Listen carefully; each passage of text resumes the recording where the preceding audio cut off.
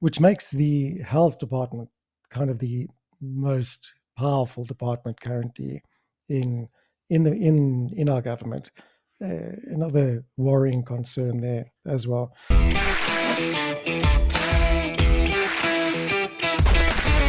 Hello, ladies and gentlemen. Welcome to the Joe Emilio Show. I'm your host, Joe Emilio. And for those of you who do not know, there has been an extension for us to comment on the amendments to the Health Act. The extension ends on the 24th of April. That's a Sunday. I saw an article on the extension, and there was a few parts of the article that were a bit confusing, and I wanted some clarification, so I decided to get Rob Hutchinson from DRSA on the show to clarify. Rob, welcome back. Good to have you back once again. So some interesting developments have happened over the course of just a few days. Let's start with the first topic. Basically, the health minister came out and said that we get an extension for commenting on the amendments to the Health Act.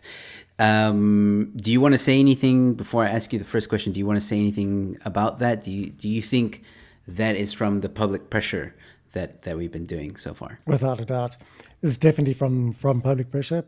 Public pressure and mass participation in any policy amendment definitely does create impact in Parliament, even if it's just to get them to wake up and see the pushback from civil society. It definitely was as a result of public pressure, especially because of some of the emails that were rejected, and we have evidence thereof. We did threaten to take government to court on that, and have the whole public participation process set aside or declared invalid, or if required, they can give us an extension.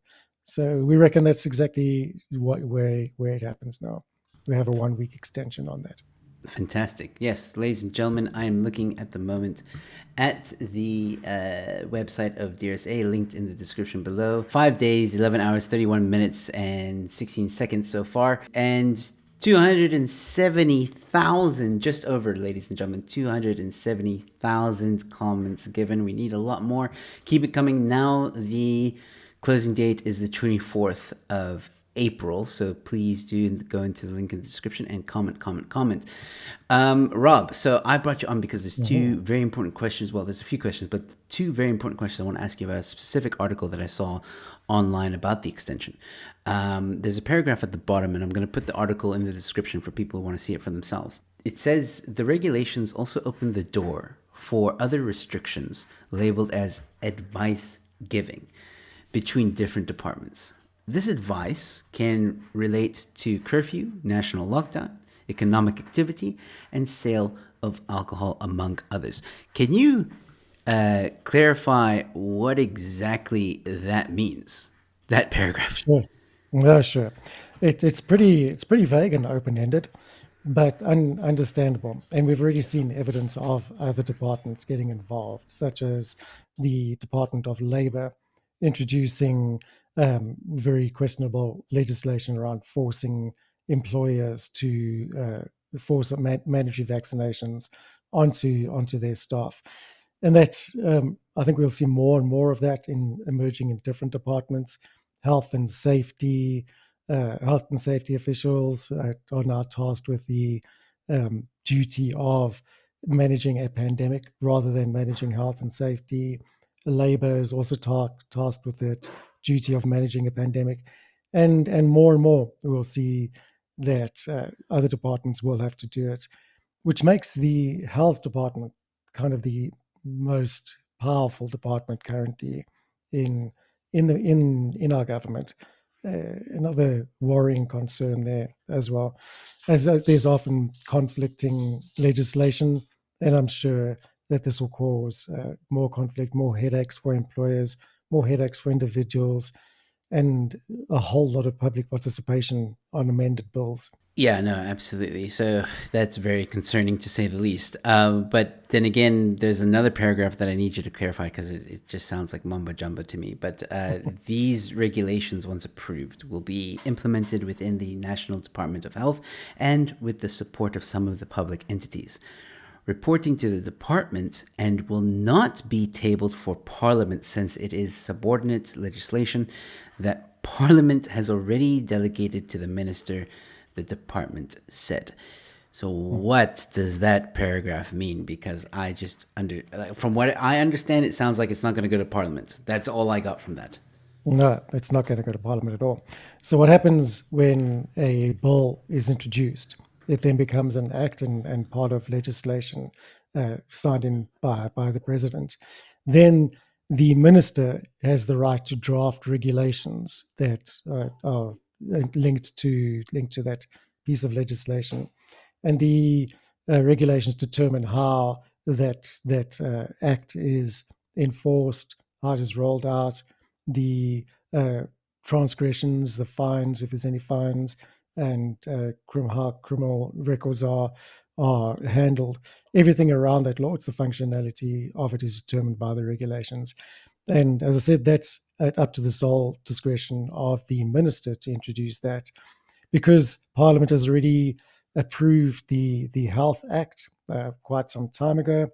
Then the regulations, which these are regulations that are being introduced, are now purely up to the minister and don't require parliamentary oversight. It's actually it's quite unusual for regulations to be put out for public comment.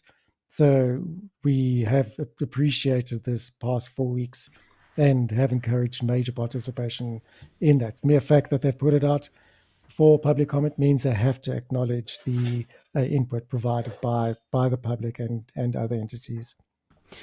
Okay, so I just want to understand though. So it's good that they obviously, like you said, put it out for comment, but Mm, mm.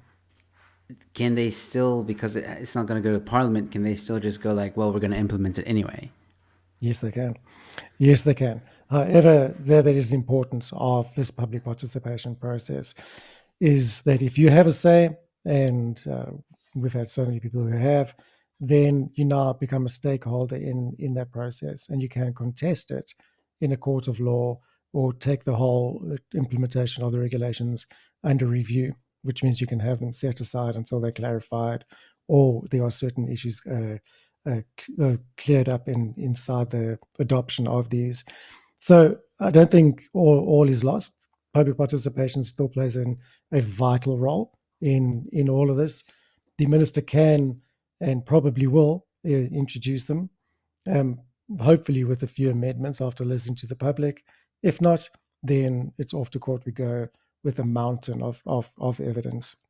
Okay, so I see how that's going to work. So basically, even if they listen to the comments, which they have to do, and they still decide we're going to implement this anyway, you guys are still going to go to court and be like, whoa, whoa, whoa, there's still issues here, basically. Without that. Awesome. Without Okay, that. fantastic.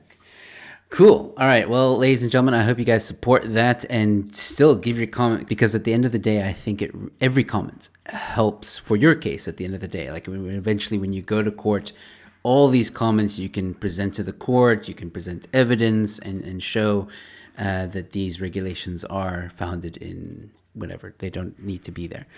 Is that correct? Exactly. Okay. Awesome. Absolutely 100% correct. Yeah. And there you have it, ladies and gentlemen. Let me know your thoughts in the comment section below. And remember, it's important to give your comment. Whether it's used now or later on in court, it is super, super important. The more evidence DRSA has, the better opportunity they have to fight this. So please, ladies and gentlemen, go to that link in the description below and have your say and share this far and wide. With that being said, ladies and gentlemen, stay safe, be kind to one another, and I'll see you at the next one. Cheers.